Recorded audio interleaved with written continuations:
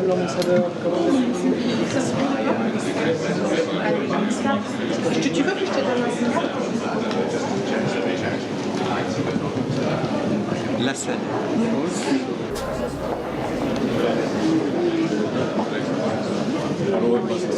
Hello, how are you?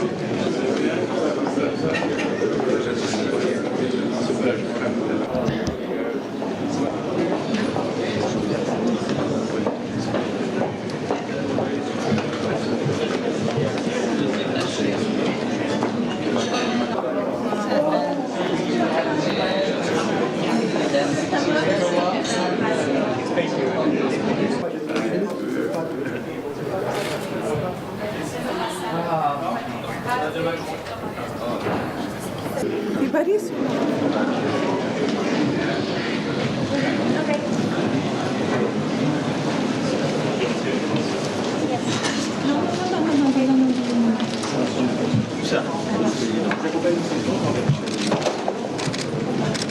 On a donc arrivé des gars au niveau de la bilatérale.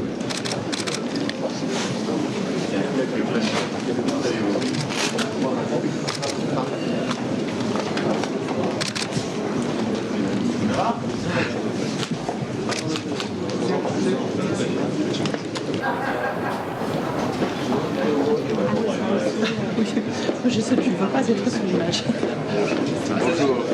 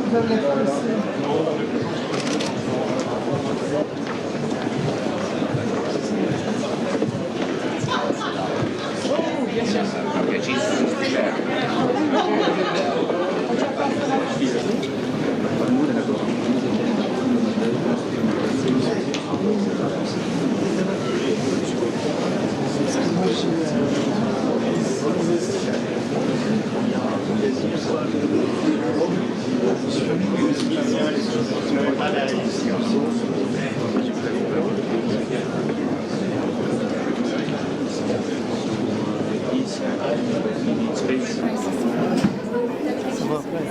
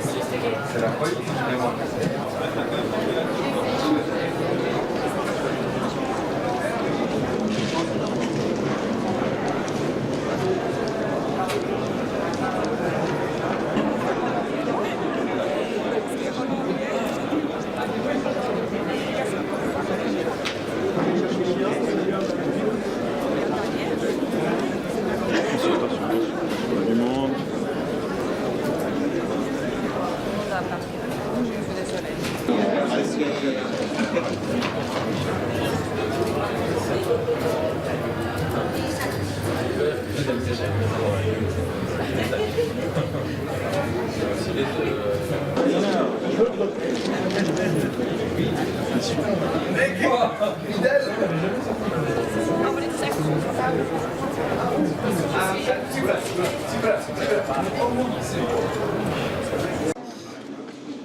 vois avec une certaine satisfaction que le côté africain est plus discipliné que le côté européen. Si nous pouvons prendre place, on peut commencer.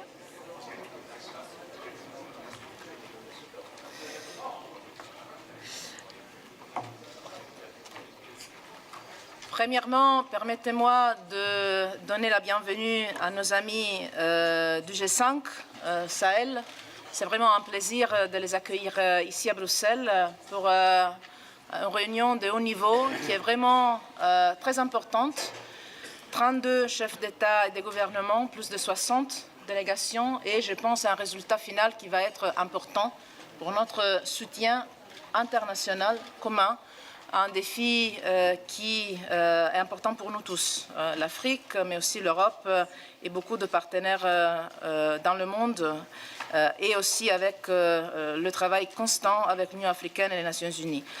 Je ne fais pas d'introduction, je donne immédiatement la parole au président de la Commission européenne, Jean-Claude Juncker, et après au président de la République du Niger, Mamadou Issoufou. Jean-Claude. Oui, merci Frédéric. C'est pour moi, mesdames et messieurs, Excellences, Monsieur le Président, Premier ministre et tout le bazar, un réel plaisir, un honneur de vous accueillir au siège de la Commission. Nous avons un nombre important de délégations et donc il fut décidé de nous réunir au siège de la Commission, initiative à laquelle je ne peux que applaudir. Je voudrais souhaiter la bienvenue à nos amis sahéliens, aux autres venant de l'Union africaine, des Nations unies, bonjour, et de tous les autres qui ont décidé d'assister à cette réunion importante. Le Sahel, oui, c'est un territoire presque aussi vaste que l'Union européenne, qui concentre une multitude de défis étroitement liés les uns aux autres. Pauvreté extrême, fragilité inquiétante, insécurité grandissante. Aujourd'hui, un cinquième de la population du Sahel souffre d'insécurité alimentaire, ce qui est un facteur de fragilisation de toute la région. Les conflits, les crises ont provoqué le déplacement de 5 millions de personnes. Et les 3/4 de la population de cette région ont moins de 35 ans et en plus peu de perspectives d'avenir. Autre facteur de fragilisation. Les dérèglements climatiques ont des conséquences dramatiques dans la région et viennent évidemment exacerber les tensions dans des pays qui doivent aussi faire face à une démographie galopante, un manque criant d'emploi pour ces jeunes et à d'importants flux migratoires. Et face à tant de facteurs d'instabilité si étroitement liés, nos réponses, elles, doivent aussi être liées, ambitieuses, adaptées. Sécurité et développement doivent marcher main dans la main. Le Sahel, ce sont aussi des pays dont je veux saluer le courage et la détermination. Vous, les pays du G5 Sahel, vous avez décidé de prendre en main votre destin. Vous avez mis en place une coopération régionale inédite, travaillant ensemble sur plusieurs fronts. Vous avez créé une force conjointe pour lutter contre le terrorisme, enjeu capital, et le crime organisé, enjeu non moins capital. Vous avez développé une stratégie pour votre jeunesse et vous avez renforcé votre coopération sur des questions liées aux migrations. Nous, Européens, nous aimerions vous accompagner sur ce difficile chemin en vous aidant à assurer votre sécurité, à remédier aux causes profondes de la pauvreté, de l'instabilité, de la migration irrégulière, et nous voudrions créer ainsi avec vous un environnement propice à la croissance de vos économies et à la réduction de la pauvreté. L'Union européenne et ses États membres sont les premiers contributeurs d'aide au développement pour les pays du Sahel, avec plus de 8 milliards d'euros pour la période 2014-2020. Nous avons mis sur place un plan d'investissement externe susceptible de mobiliser 44 milliards d'investissements d'ici 2020, notamment et essentiellement en Afrique. Le secteur privé sera mobilisé et nous espérons qu'il apportera une contribution importante au développement durable de l'Afrique, y compris évidemment du Sahel. L'Union européenne est, avec la Banque mondiale, la Banque africaine de développement et les Nations unies, un des membres fondateurs de l'Alliance pour le Sahel, qui a été lancée le 13 juillet dernier à Paris. Notre objectif commun est d'améliorer la coordination de l'aide et de l'appui que nous apportons aux États du Sahel afin d'agir avec plus d'efficacité et de rapidité dans des domaines clés pour l'avenir des peuples courageux du Sahel. Après avoir contribué à hauteur de 50 millions via la facilité de paix pour l'Afrique à la mise en place de la force conjointe G5 Sahel, je suis heureux d'annoncer que nous allons maintenant y apporter 50 millions d'euros supplémentaires pour renforcer ses capacités opérationnelles et j'invite tous les États partenaires, amis du Sahel, à faire de même. Je compte sur tous les partenaires ici réunis, sur tous les donateurs ici présents, pour être aujourd'hui, en cours de journée, à la hauteur des enjeux et des besoins. Je voudrais vous souhaiter, en terminant encore une fois, une bienvenue amicale à Bruxelles et au siège de la Commission. Merci, Federica. Merci, Jean-Claude. C'est vraiment un plaisir pour moi maintenant de donner la parole au président de la République du Niger, Mamadou Issoufou, qui est aussi maintenant, dans cette période, le président du G5 Sahel. Merci, Madame. Excellences, Mesdames et Messieurs, il y a juste 2 jours, 2 soldats français de l'opération Barkhane sont tombés, victimes des mines posées par les terroristes et les trafiquants qui écument le Sahel et le Sahara. Ils viennent s'ajouter aux nombreuses victimes civiles et militaires de cette tragédie qui se joue au Sahel. Je voudrais, pour leur rendre hommage, vous demander d'observer 1 minute de silence.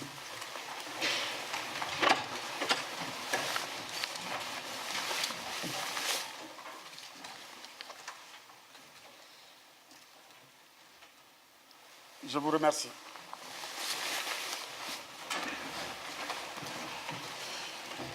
Mesdames et Messieurs, ils sont jeunes, très jeunes parfois. Ces nombreux enfants du Sahel, tous aujourd'hui prisonniers des rêves d'avenir meilleur, mais qui virent très souvent au cauchemar. En effet, pour beaucoup d'entre eux, seules 2 options existent actuellement.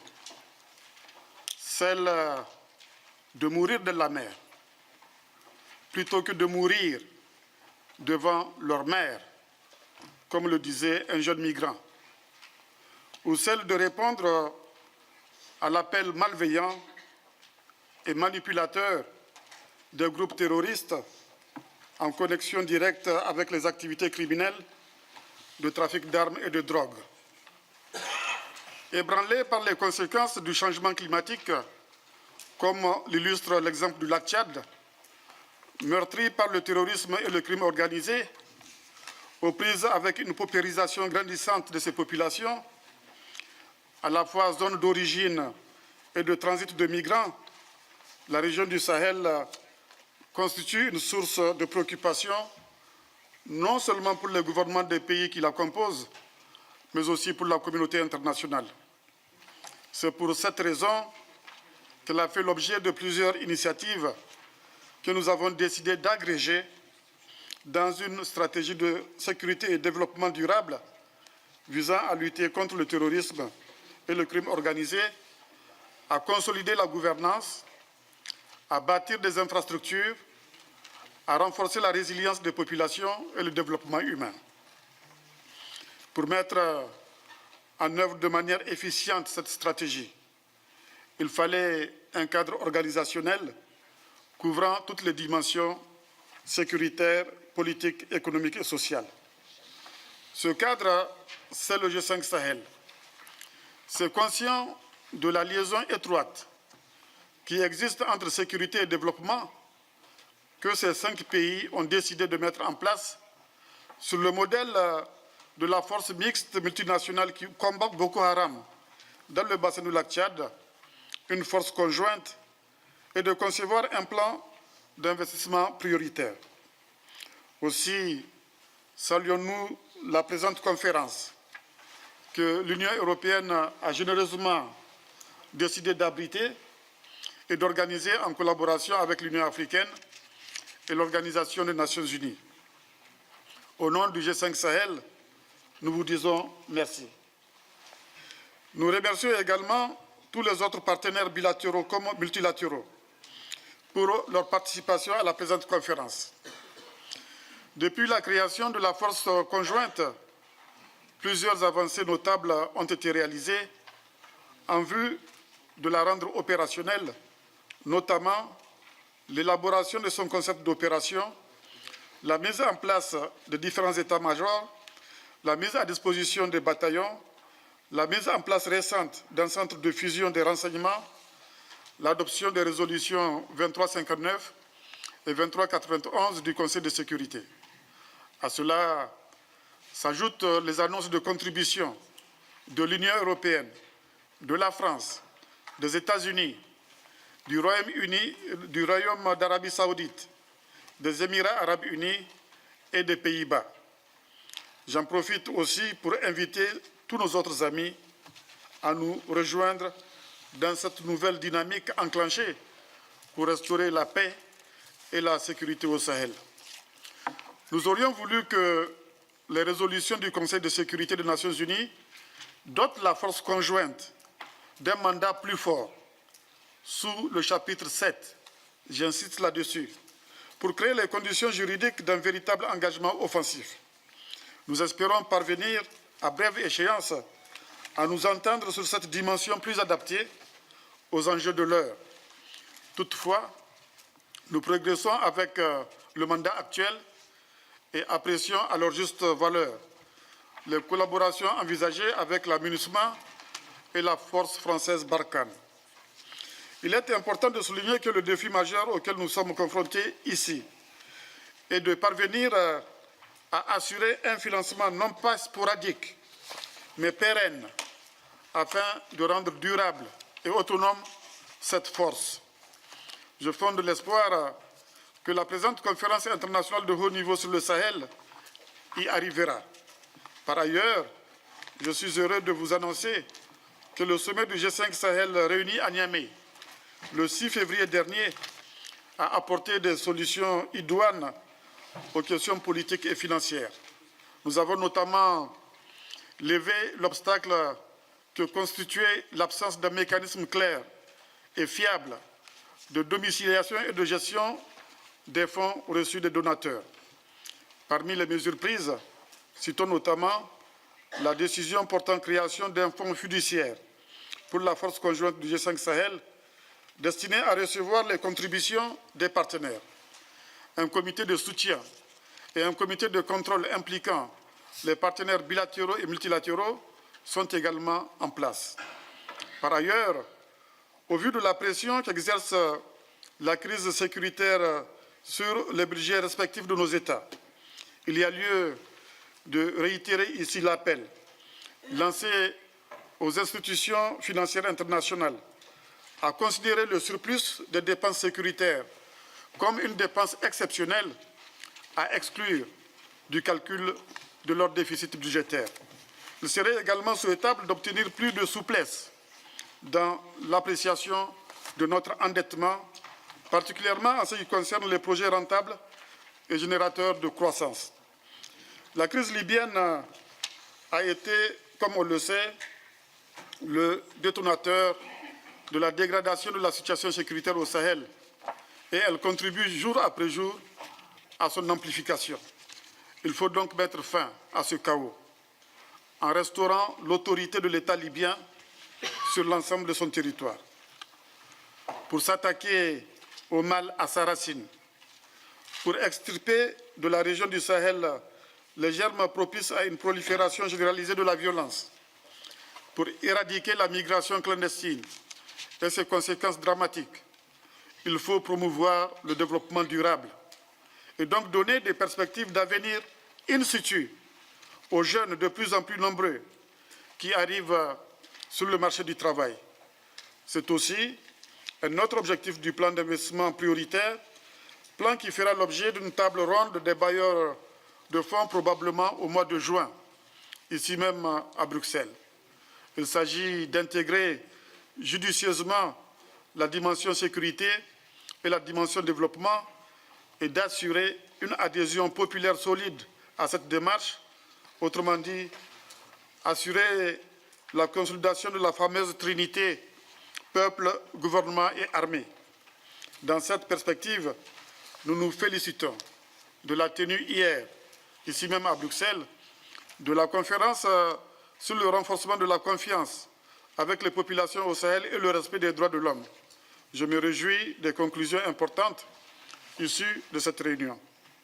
Je voudrais réaffirmer solennellement l'engagement de l'ensemble des États du G5 Sahel à respecter et à faire respecter les droits humains dans le cadre des opérations de la force conjointe. Mesdames et messieurs, nous devons agir résolument pour changer le visage de la région du Sahel ou courir le risque de voir cette partie du monde sombrer inexorablement dans la violence et le chaos. Le Sahel est une des frontières de l'Europe. Le Sahel est un bouclier, une digue qui ne doit jamais rompre. Cela donne tout son sens à l'affirmation selon laquelle la sécurité est un bien public mondial. Soyons à la hauteur des enjeux qui nous concernent tous, car ils vont définir notre avenir à plusieurs égards. Transformons radicalement un foyer d'instabilité en havre de paix et de prospérité. Faisons de la région du Sahel une référence mondiale en matière de coopération internationale réussie. C'est possible, c'est souhaitable, c'est nécessaire et ce sera profitable à tous. Je vous remercie de votre attention.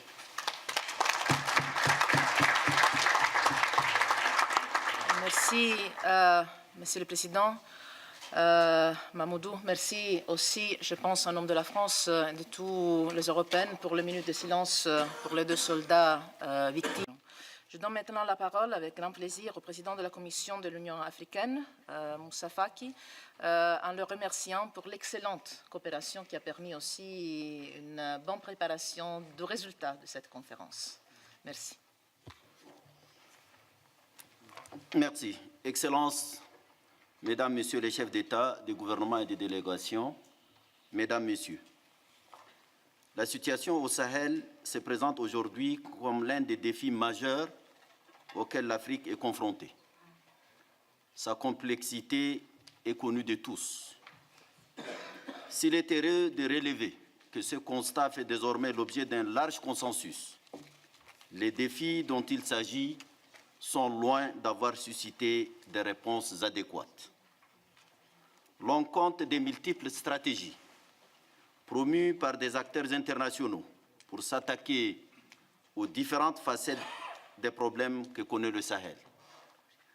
On doit assurément se féliciter de cet intérêt et de la mobilisation qu'elle suscite. Notre rencontre aujourd'hui en est une éloquente manifestation. Il me plaît à cet égard de féliciter chaleureusement l'Union européenne, ce partenaire majeur de l'Union africaine. Je voudrais aussi remercier la France pour son engagement à nos côtés, ainsi que tous les partenaires bilatéraux et multilatéraux qui ont témoigné une solidarité agissante envers le Sahel. Cependant, on ne peut passer sous silence les limites constatées en termes d'efficacité et de cohérence des actions en cours ou envisagées en faveur du Sahel. Rien n'illustre mieux cet état de fait que l'action entreprise dans la lutte contre le terrorisme et la criminalité transfrontalière organisée. À l'Union africaine, nous estimons que la mobilisation internationale contre ces fléaux est bien en deçà de ce qu'exige la situation, de ce que la communauté internationale fait dans d'autres théâtres face à des menaces d'une même gravité. Ces insuffisances sont lourdes de conséquences, non seulement pour les pays du Sahel, mais aussi pour bien d'autres régions, tant il est vrai que le terrorisme ne connaît pas de frontières. Je l'ai dit sans détour, tout ou presque a été dit sur le Sahel. Maintenant, il faut agir. Excellences, Mesdames, Messieurs, 3 urgences nous paraissent s'imposer. D'abord, inscrire les politiques et décisions portant sur le Sahel dans le cadre de la lutte mondiale contre le terrorisme. L'objectif de paix et de sécurité dans cette région ne peut être dissocié de l'action universelle contre un fléau par nature planétaire. Ensuite, alimenter suffisamment le fonds fiduciaire créé par les pays du G5 Sahel en attendant que le Conseil de sécurité des Nations Unies assume pleinement la responsabilité qui est la sienne en ce qui concerne le maintien de la paix et de la sécurité internationale par l'autorisation des modules de soutien logistique financés par les contributions mises à recouvrement. Une autre alternative qui a fait ses preuves ailleurs consisterait à faire de la force conjointe du G5 Sahel une structure intégrée au sein de la MINUSMA avec un mandat adapté aux défis à relever. Enfin, renforcer l'action visant au développement socio-économique du Sahel pour assécher le marais dont s'abreuve l'hydre terroriste.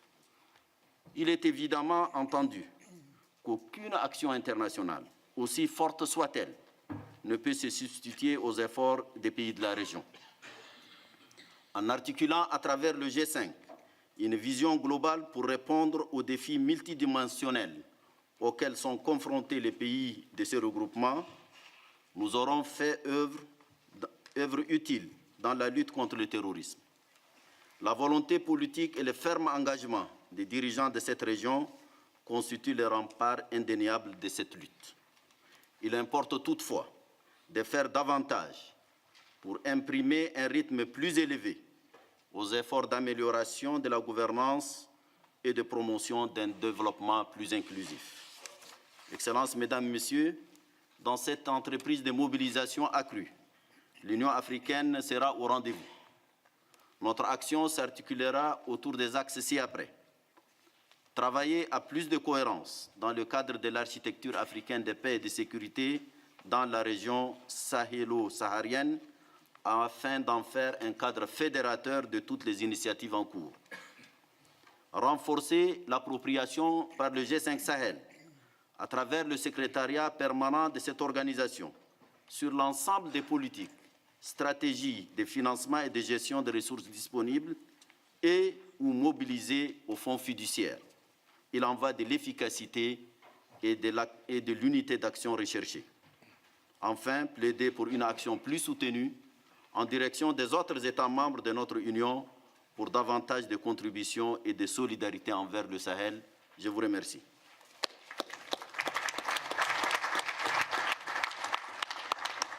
Merci. Le résultat de ce travail a été possible aussi parce que le secrétaire général des Nations Unies, personnellement, s'est impliqué dans ce travail de début. On a eu au début de ce travail une réunion aussi à New York avec lui, avec beaucoup d'entre nous. Déjà il y a presque un an. Il ne peut pas être ici avec nous, mais il nous a envoyé un message vidéo que maintenant je vous invite à regarder. Plaisir pour moi de saluer la conférence internationale de haut niveau sur le Sahel. Cette réunion tombe à point nommé car elle est l'occasion de montrer une nouvelle fois que la communauté internationale est déterminée à aider les gouvernements et les peuples du Sahel à prévenir l'extrémisme violent et à lutter contre le terrorisme et la criminalité organisée. La force conjointe du G5 Sahel est appelée à jouer un rôle crucial dans le règlement des problèmes multidimensionnels et interdépendants auxquels le Sahel fait face. Il est également essentiel de renforcer les programmes prévus dans la stratégie intégrée des Nations Unies pour le Sahel, qui offre un cadre général visant à renforcer la gouvernance, la résilience et la sécurité. En unissant nos forces, nous, les pays du G5 Sahel, l'Union africaine, l'Union européenne et l'Organisation des Nations Unies, pouvons instaurer la paix, la stabilité et la prospérité dans la région. Je vous souhaite plein succès dans vos délibérations.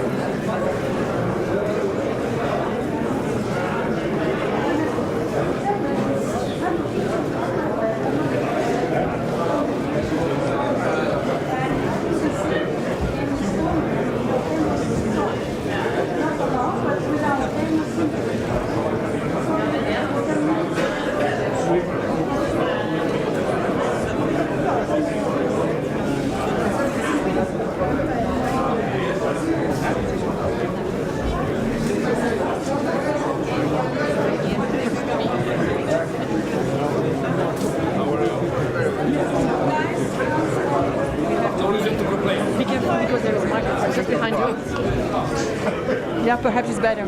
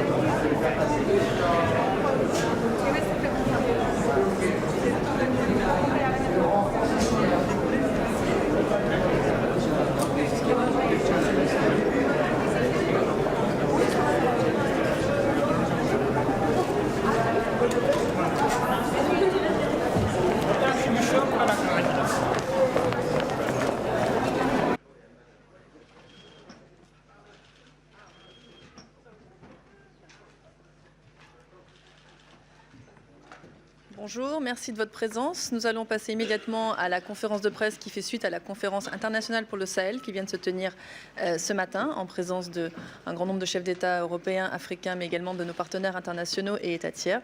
Je vais sans plus tarder donner la parole à la haute représentante et vice-présidente Federica Mogherini, qui sera suivie du président en exercice du G5 Sahel, M. Issoufou, président du Niger, puis du président de la Commission de l'Union africaine, M. Moussa Faki Mahamat, enfin le secrétaire général adjoint des Nations Unies aux opérations de maintien de la paix, Jean-Pierre Lacroix, fera ses remarques avant de passer à vos questions. Madame la haute représentante, vous avez la parole. Merci. Premièrement, je veux saluer et remercier nos amis du G5 Sahel, les chefs d'État et de gouvernement de 5 pays avec lesquels l'Union européenne a développé un partenariat très étroit dans ces dernières années, mais aussi les 32 chefs d'État et de gouvernement présents aujourd'hui à Bruxelles, les Nations Unies, la Commission de l'Union africaine avec laquelle nous avons travaillé pour organiser cette conférence et avec lesquels on travaille chaque jour pour la stabilité, la paix et le développement dans la région. Mais aussi, je voudrais remercier et saluer les 15 partenaires, pays partenaires qui ont tenu à participer à cette conférence aujourd'hui, à contribuer à une mobilisation de soutien qui est vraiment impressionnante aujourd'hui. Nous avons premièrement, je pense, donné un message très clair, très fort, très puissant de soutien et de la priorité que la communauté internationale donne à la région du Sahel. Les défis de sécurité, de développement, de stabilité de la région du Sahel vont bien au-delà de la région même et c'est pour ça que pour nous c'est fondamental de mobiliser ce soutien international. L'impact de l'insécurité suscité par la présence de groupes criminels, de trafiquants d'armes, de drogue, d'êtres humains, ainsi que des groupes terroristes dans la région se fait sentir jusqu'en Europe et bien au-delà de notre même continent. Et c'est pour ça que nous voulons et nous devons répondre ensemble à ce défi, tout en laissant, et ça c'est très important pour moi de souligner, les pays du G5 définir eux-mêmes leur stratégie, leur propre façon de coopérer, de manière à répondre à leurs priorités. Ce sont les gens, les gouvernements, les institutions, les femmes, les hommes de la région du Sahel qui savent le mieux comment faire face et répondre aux défis qui sont les nôtres. Donc cette conférence avait comme premier but la mobilisation de soutien politique et avec 32 chefs d'État et de gouvernement et plus que 60 délégations présentes, je pense que ces objectifs étaient clairement atteints. Mais aussi, le but de cette conférence, c'était de mobiliser le soutien, y compris soutien financier.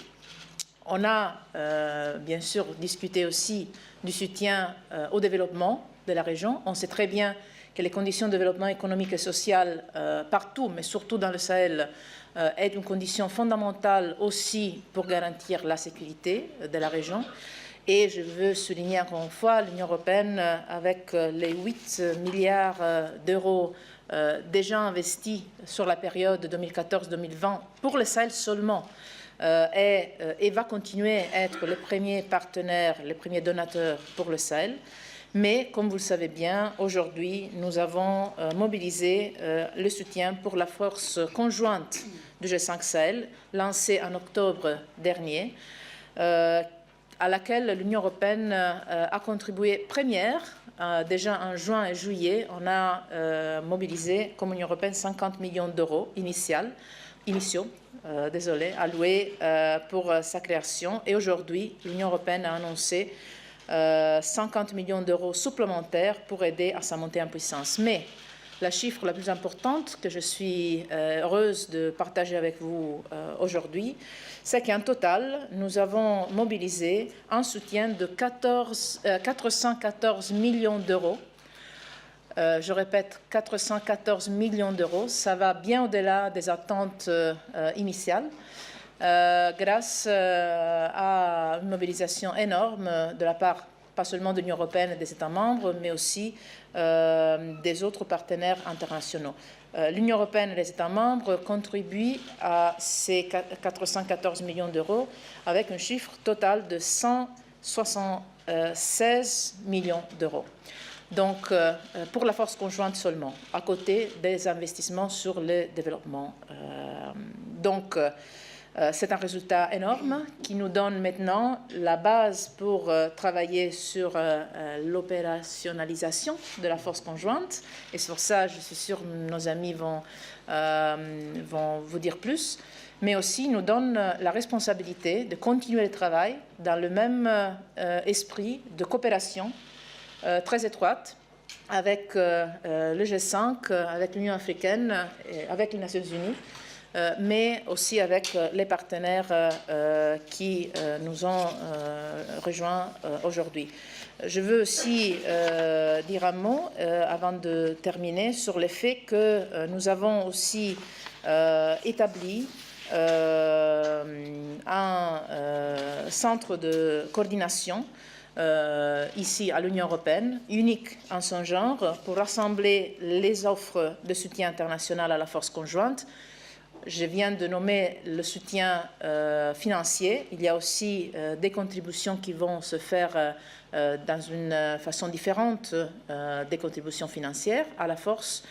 Le centre de coordination ici à l'Union européenne est déjà opérationnel et permet aux donateurs d'acheminer l'aide indispensable qui est demandée avec une liste de besoins fournis par la force conjointe et on match, ça veut dire comment en français, on fait converge les besoins identifiés par la force conjointe avec les disponibilités de soutien des donateurs pour la force conjointe. Il y a déjà 46 requêtes reçues et en cours de traitement. Donc c'est déjà opérationnel et ça aussi je pense c'est important à souligner parce que la coordination que vous voyez ici, on tient à avoir un niveau de coordination qui va simplifier le travail pour le G5 Sahel et pas multiplier les efforts sur les plans bureaucratiques ou administratifs. Donc, il y a aussi cet aspect important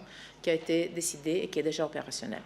Je voudrais vraiment remercier mes amis autour de moi ici, mais aussi toutes les 60 délégations et plus qui ont aujourd'hui contribué à ces très importants résultats. Merci.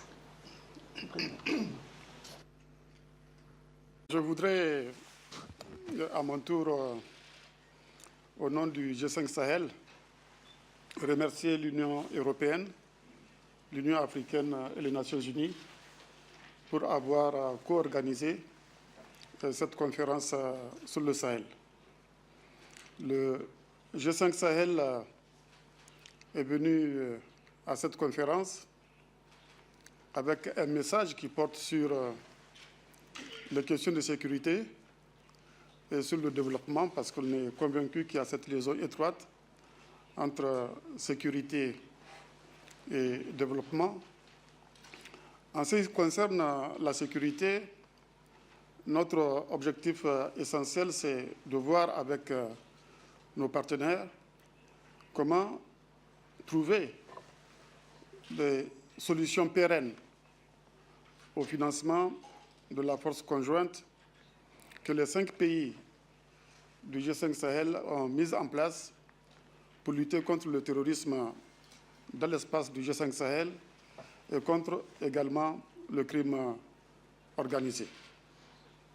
Nous avons fait part à nos partenaires des mesures qu'on a déjà eu à prendre à notre niveau pour rendre cette force opérationnelle, parce que chacun de nos pays, en ce qui le concerne, a pris les dispositions pour protéger son territoire, pour protéger les personnes et les biens.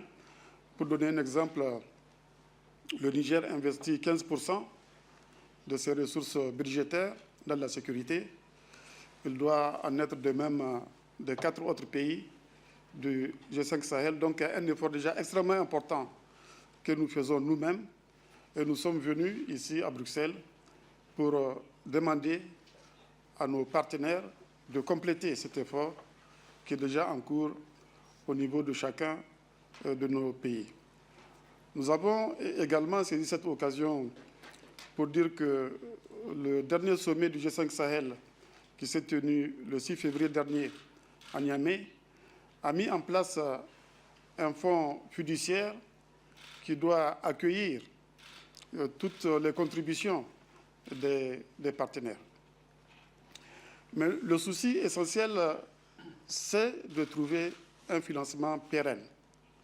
Je me réjouis déjà des annonces qui ont été faites à hauteur de 414 millions d'euros. Mais je voudrais rappeler ici que les besoins de la force conjointe sont de 423 millions d'euros pour la première année et il va falloir aussi mobiliser 115 millions d'euros chaque année les années suivantes. On ne sait pas combien de temps cette lutte contre le terrorisme et le crime organisé va durer. Quand on se réfère à ce qui s'est passé au Moyen-Orient, en Irak et en Syrie, les armées les plus puissantes du monde, les États-Unis, la Russie, la France, l'Italie, l'Iran, la Turquie, font face à Daesh depuis maintenant 3 ans. Donc on ne sait pas combien de temps notre combat dans le Sahel contre le terrorisme et le crime organisé va durer. Par conséquent, il faut penser à comment rendre pérenne le financement de la force conjointe du G5 Sahel. La deuxième remarque qu'il me paraît important de livrer, qu'on a faite en rapport avec les questions de sécurité, c'est que nous avons besoin que nos partenaires nous soutiennent afin qu'au niveau du Conseil de sécurité des Nations Unies, on puisse placer la force conjointe du G5 Sahel sous le chapitre 7. C'est une demande extrêmement importante qui permettra à chacun de nos pays d'avoir la couverture légale qui puisse lui permettre d'intervenir partout sur l'espace des 5 pays du G5 Sahel. Et peut-être même, pourquoi pas, en rapport avec les préoccupations de pérennité du financement, pourquoi pas ne pas imaginer la transformation de la force conjointe du G5 Sahel en une brigade de la MINUSMA, qui est la mission de stabilisation du Mali, la mission des Nations Unies pour la stabilisation du Mali. Donc, en ce qui concerne le volet sécuritaire, nous avons fait part de ce message-là à nos partenaires et je pense que ce message a été bien entendu et on remercie tous nos partenaires pour leur appréciation de la solidarité qu'on est en droit d'attendre d'eux. Parce que comme on le sait, la sécurité est un bien public mondial.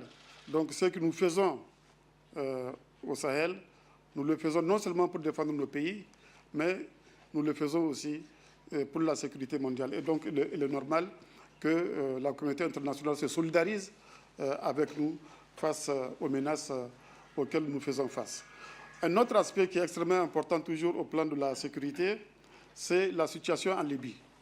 Parce qu'il ne faut pas l'oublier, c'est quand même le chaos qui règne en Libye qui est à la base de la dégradation de la situation sécuritaire dans le Sahel.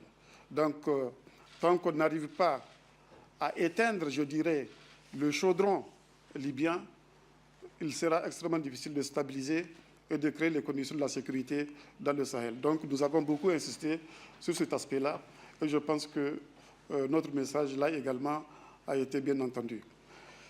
Comme on le sait, je l'ai dit tout à l'heure, il y a cette liaison étroite entre sécurité et développement qui existe.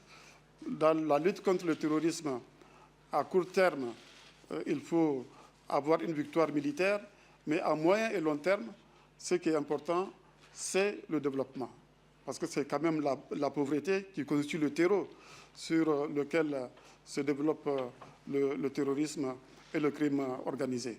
Et c'est pour cela que nous avons fait part à nos partenaires du plan d'investissement prioritaire que nous avons conçu au niveau des 5 pays du G5 Sahel, un plan qui porte non seulement sur les questions de sécurité, mais également sur les questions de gouvernance, sur les questions d'infrastructure, sur les questions de résilience des populations et du développement humain, centré essentiellement vers les zones fragiles qui sont sous les menaces du crime organisé et du terrorisme.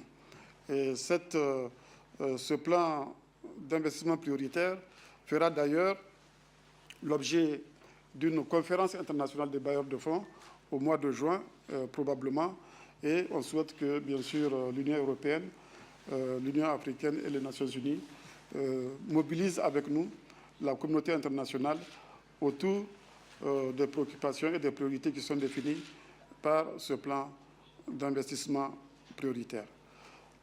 En résumé, je pense que nous avons fait une bonne conférence.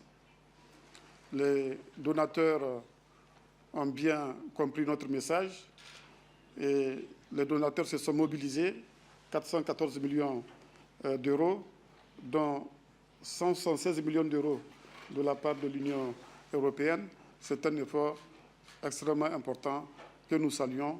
Maintenant, ce qui reste à faire, c'est de mobiliser sur le terrain les forces et d'enregistrer les premières victoires contre le terrorisme et le crime organisé sur le terrain. Je vous remercie de votre attention. Monsieur le Président.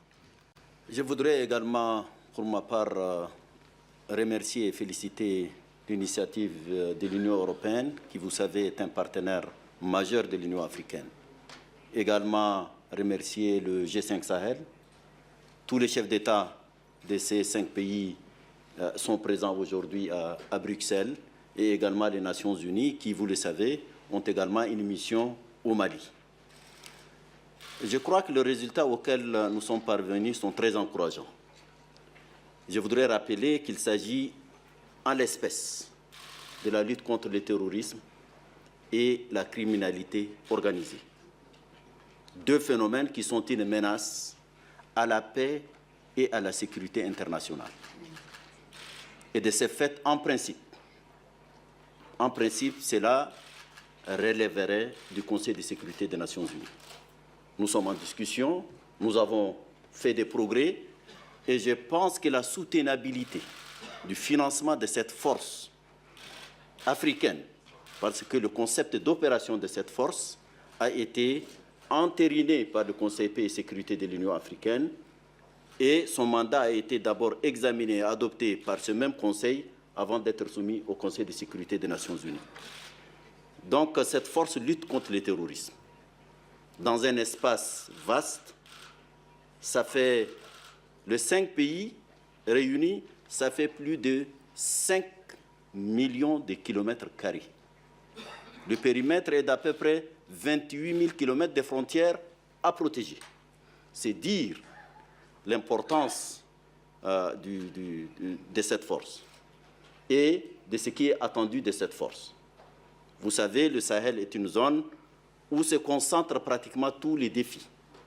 Défis climatiques, parce que c'est la désertification et la sécheresse. Vous savez que c'est une zone également où se développe la criminalité transfrontalière, la migration illégale. Donc, je pense, au-delà de ce qui est fait et dont on doit se féliciter, il faut une mobilisation en plus grande de l'ensemble de la communauté internationale. Comme elle l'a fait en Irak, comme elle l'a fait en Syrie, c'est une menace à la paix et à la stabilité, et il faut lui apporter la réponse qui s'impose. Je voudrais vraiment remercier l'Union européenne.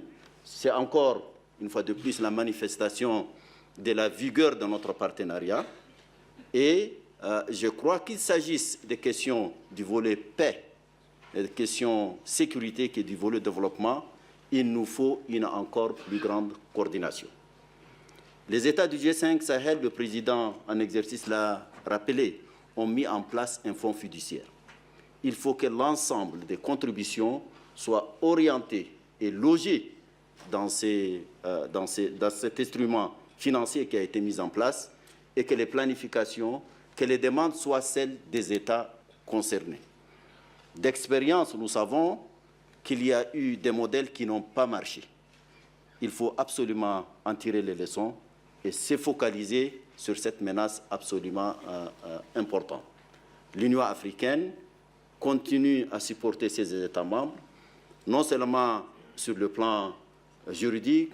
Nous avons également pris des dispositions pour soutenir techniquement ce fonds fiduciaire, et nous en continuons à travailler avec la communauté internationale, en continuant à faire le plaidoyer pour que cette force soit soutenue convenablement pour qu'elle fasse face à cette menace.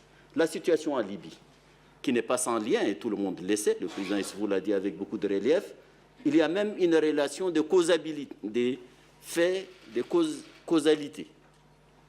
Parce que ce qui s'est passé en Libye, et vous le savez, les combattants qui ont quitté et qui ont occupé le Nord Mali, et jusqu'aujourd'hui, il y a des renforts en munitions, en armes, en hommes, qui alimentent tous les réseaux qui se trouvent actuellement dans le Sahel. Et donc trouver une solution rapide à la crise libyenne participerait à la stabilité de l'ensemble de la région du Sahel. Nous avons un défi commun. Je crois que c'est ce que nous nous sommes dit avec beaucoup de détails à Abidjan à la fin de l'année dernière. Et je crois que c'est aujourd'hui une manifestation de cette solidarité, de ces partenariats entre l'Afrique et l'Union européenne. Et les Nations Unies, dont nous sommes tous membres, sont là. Ils soutiennent cette force du G5 Sahel. Nous avons trouvé des formules dans cette phase pour pouvoir enclencher les opérations. S'il vous plaît, ce qui est attendu maintenant, il faut que toutes ces promesses se matérialisent le plus rapidement possible. Les forces sont sur le terrain et d'habitude, les militaires disent que la logistique doit précéder.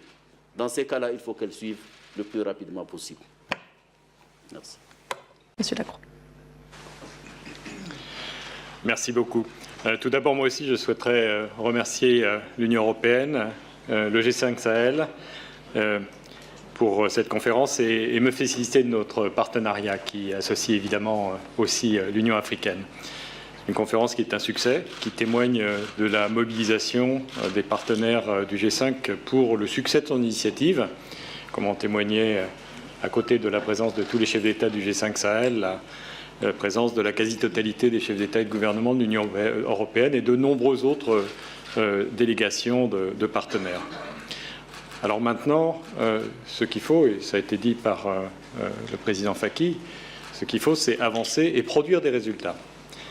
Les Nations Unies, de leur côté, soutiennent à fond, à 100%, l'initiative du G5. Et nous avons beaucoup d'ambition pour cette initiative dans le domaine sécuritaire, à travers le soutien que nous apportons à la force, notre ambition pour qu'elle puisse recevoir un appui fort sur le plan politique et sur le plan financier. Et dès à présent, j'ai signé avec l'Union européenne et avec le G5 Sahel, avec Federica Mogherini et le président Issoufou, les arrangements qui nous permettront d'engager le soutien des Nations Unies à travers la MINUSMA, le soutien des Nations Unies à la force du G5 Sahel. Et nous sommes déjà préparés parce qu'il faut effectivement que cela se traduise rapidement par des résultats concrets sur le terrain. C'est comme ça, évidemment, que nous serons tous jugés. Et puis au-delà, il faut aussi, bien entendu, traiter les défis plus larges, les défis qui ont trait aux attentes de la population en matière de développement, en matière de renforcement aussi de présence de l'État, présence de l'État de droit. Le président Issoufou a fait référence au plan stratégique de développement du G5 et à la réunion qui est prévue en juin prochain. Et bien entendu, ce sera aussi un rendez-vous important. De son côté, les Nations Unies se sont mises aussi en ordre de marche dans le cadre d'une stratégie qui est maintenant unifiée et intégrée. Et là aussi, nous mobiliserons nos moyens pour que ces questions très importantes et très complémentaires de la dimension sécuritaire soient également traitées, qu'il y soit trouvé des réponses. Donc je me félicite de cette étape vraiment importante, mais beaucoup de travail reste encore à faire. En tout cas, les Nations Unies sont déterminées à apporter tout leur concours. Merci beaucoup. Nous allons maintenant passer à vos questions. Je vous demanderai de vous présenter et indiquer le média pour lequel vous travaillez et évidemment de poser des questions en lien avec la conférence de ce jour. Johanna. Johanna Holstein, Radio France. Sur les 414 millions d'euros que vous avez annoncés ce matin, quelles sont les nouvelles promesses de dons de ce matin? Parce qu'il y avait déjà pas mal d'argent qui avait été mobilisé. Donc quelles sont les nouvelles promesses de dons? Et une question qui n'a pas de rapport avec la conférence, mais qui a rapport avec une opération militaire en cours dans le nord-est du Mali, dans la région de Goa, menée par Gatia et MSA, avec le concours de Barkhane. Je voulais savoir si vous pouviez nous apporter des précisions, une opération qui vise le chef de l'État islamique dans le Sahara. Je peux prendre la première partie de la question. Vous allez avoir, j'imagine, à la fin de la conférence de presse, le détail de ces 414 millions d'euros qu'on a mobilisés aujourd'hui. Je tiens à souligner que, disons, hier, ce matin à 8 heures, à part le soutien qui avait déjà été mobilisé par l'Union européenne en juillet de 50 millions d'euros, sur le terrain, encore rien n'était disponible. Et comme le président Faki a dit, du point de vue de la tactique militaire, ce n'est pas nécessairement la chose la plus logique à faire. Donc, il y avait eu des annonces dans les semaines passées qui ont été confirmées ce matin. Il y a eu des nouvelles mobilisations de financement aujourd'hui de la part de certains d'autres partenaires. Il y a eu de la part de certains acteurs autour de la table des annonces aujourd'hui qui dépassent les annonces qu'ils avaient fait avant. Mais je pense que c'est plus intéressant pour nous de nous concentrer sur le travail à faire maintenant et le fait, les données, que pour moi est évident. On a parlé de la force conjointe depuis juin. Je me souviens très bien. Personnellement, on s'est réunis plusieurs fois avec les ministres des Affaires étrangères, avec les ministres de la Défense du G5 Sahel, avec les chefs d'État et de gouvernement, plusieurs fois, à plusieurs reprises, de juin à maintenant. Et chaque fois, en juin, en juillet, à Paris, en septembre à New York, à Abidjan en novembre, chaque fois, on se disait, oui, mais sans l'appui financier qu'il faut avoir, la force n'arrivera pas à devenir opérationnelle, donc à avoir des résultats. Et le grand défi était de mobiliser ce soutien financier dans un court délai, parce que l'objectif est d'avoir la force opérationnelle en mars. Ça veut dire à partir de la semaine prochaine. Et le grand défi était de mobiliser cet argent maintenant. Et là, on est arrivé à mobiliser de l'argent qu'il faut. Pour la suite, oui. Là, le défi est, premièrement, de faire de sorte que tous les engagements d'aujourd'hui se traduisent dans un transfert effectif de soutien financier sur le terrain, donc l'argent arrive à destination. Et deuxièmement, pour le futur, de garantir une soutenabilité aux opérations de la force. Mais premièrement, il faut que la force commence à être opérationnelle, et là, on a la base pour partir. Alors, pour répondre à l'autre partie de la question, effectivement, je peux le confirmer, il y a une opération qui est en cours dans le nord du Mali depuis hier. L'opération n'est pas encore terminée.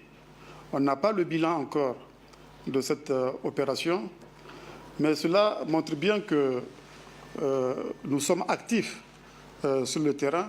C'est une opération qui se mène en rapport avec Barkhane, ce qui veut dire qu'il y a une bonne collaboration entre Barkhane et nos forces sur le terrain. Nous souhaitons que la même collaboration s'instaure avec la MINUSMA, et aussi nous souhaitons que les ressources qui sont annoncées soient décaissées le plus rapidement possible, parce qu'on a besoin de renforcer les opérations contre le terrorisme et le crime organisé, particulièrement dans le Nord Mali, parce que c'est le Nord Mali qui constitue le cœur de la menace. C'est vrai que la force conjointe est conçue pour l'ensemble des 5 millions de kilomètres carrés auxquels faisait allusion tout à l'heure Moussa Faki, depuis la frontière avec la Mauritanie jusqu'à la frontière avec le Tchad ou avec même le Soudan.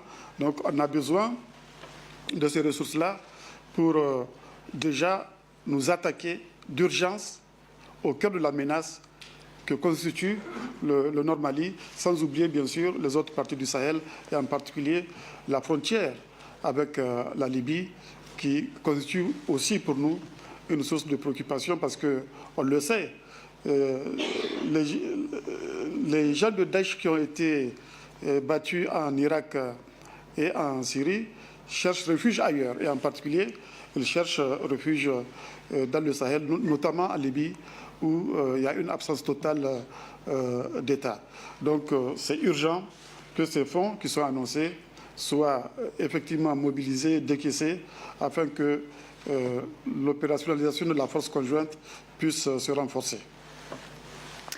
Merci. J'ajouterais tout simplement que depuis l'occupation du Nord Mali, jamais la guerre n'a cessé sur ces théâtres.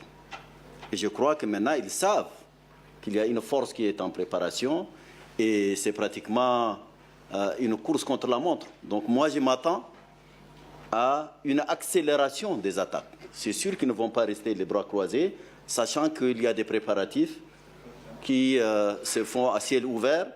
Et dans ces conditions, naturellement, sur le plan militaire, ils vont essayer de mettre la pression. Ce qui est évident, c'est qu'également, les forces nationales elles-mêmes, les forces internationales sur le terrain, elles-mêmes sont très actives. Donc, ce qui est certain, c'est qu'il faut maintenant, il faut que la logistique suive le plus rapidement possible. Je crois que sur ça, nous nous sommes entendus et il faut être très, très pragmatique et pratique. C'est ça qui importe. Merci. D'autres questions, monsieur, dans le fond? Mahamadou Koné, Radio-Télévision du Mali. Vous avez parlé de 414 millions d'annoncés et 75 millions d'euros chaque année pour assurer la pérennité. Est-ce qu'il s'agit d'organiser chaque année une conférence pour avoir ces 75 millions ou alors vous avez imaginé déjà un système genre prélèvement pour assurer ce financement? Je vous remercie. Oui, allez-y. Oui, je commence.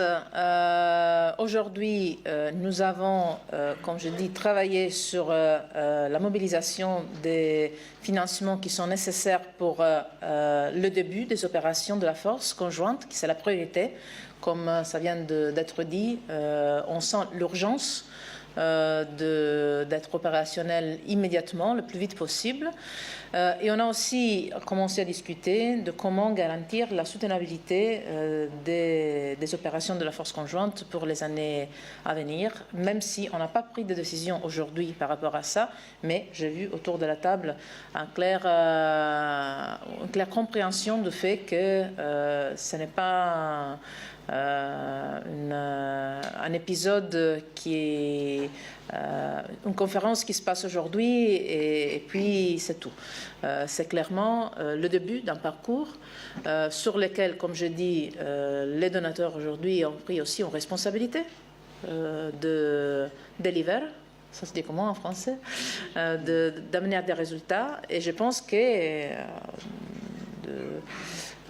dans les moments où la force commencera à être opérationnelle sur le terrain, il faudra faire la suivi. Et nous sommes prêts à continuer ce travail, tout en soulignant le fait que c'est un travail que nous comptons continuer à faire sur le côté sécurité, sur le côté force conjointe, mais aussi sur le côté développement.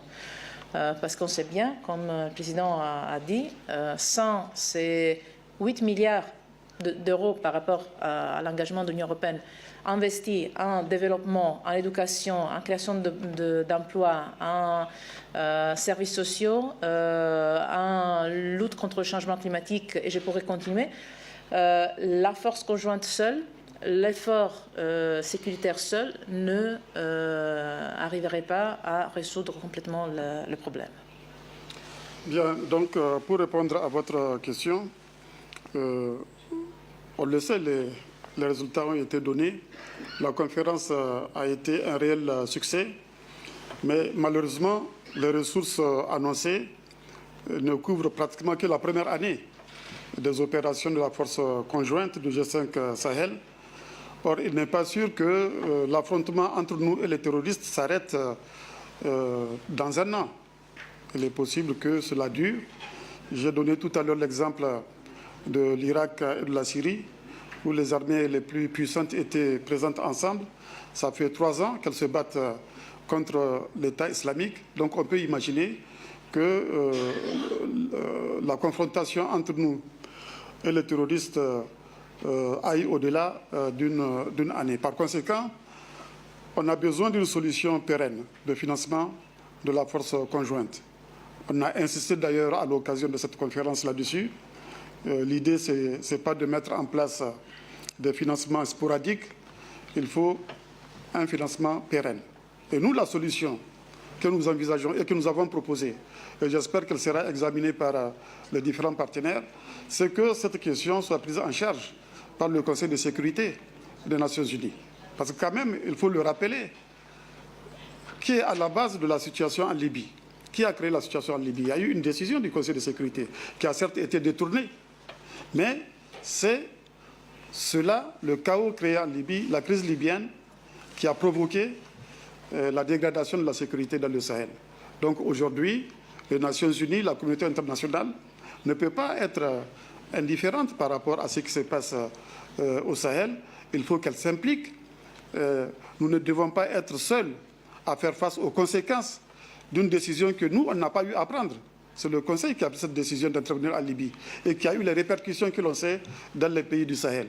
Et malheureusement, aujourd'hui, je l'ai dit tout à l'heure, le Niger, depuis 2011, investit 15% de ses ressources budgétaires dans le combat contre le terrorisme et le crime organisé. Or, moi, je n'ai pas participé à la décision d'intervention en Libye qui a eu ses conséquences. Par conséquent, ce que nous souhaitons, et c'est ce que nous avons proposé, c'est que cette force conjointe, non seulement soit placée sous le chapitre 7 de la Charte des Nations Unies, mais peut-être même que cette force conjointe soit transformée en une brigade de la MINUSMA et qu'elle soit financée effectivement par les Nations Unies. C'est cela qui, selon nous, permettra d'assurer une solution pérenne de financement. Et j'espère que cet appel que nous avons lancé finira par être entendu.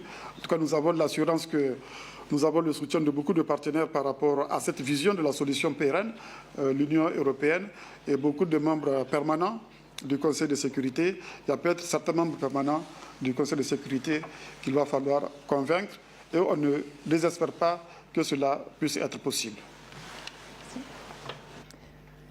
Dernière question, monsieur.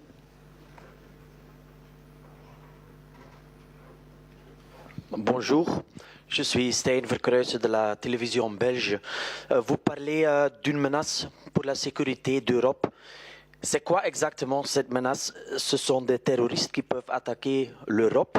Est-ce que c'est Daesh qui est en train de se réorganiser au Sahel? Est-ce que vous pouvez m'expliquer? Merci beaucoup. Bien, le Sahel aujourd'hui, c'est une des frontières avec l'Europe. Quelqu'un a dit, il y a longtemps, que qui tient l'Afrique tient l'Europe.